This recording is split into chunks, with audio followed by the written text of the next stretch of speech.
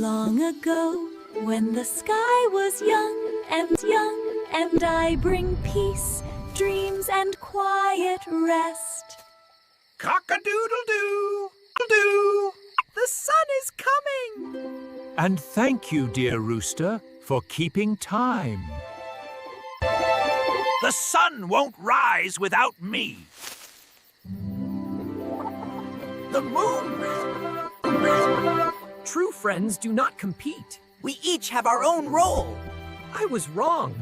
I forgot that friendship means The next morning, before dawn, the rooster stood tall and proud with all his heart. And so, the sun, the moon, and the rooster remained friends forever. Thanks for watching this magical Vietnamese tale. If you loved it, hit like and subscribe to Viet Wonder Stories for more unexpected legends.